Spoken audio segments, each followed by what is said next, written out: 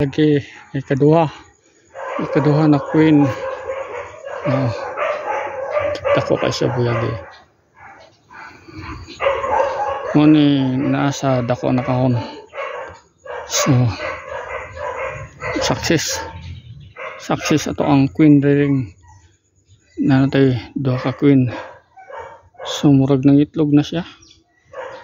Itlog. Iya ang tanawon.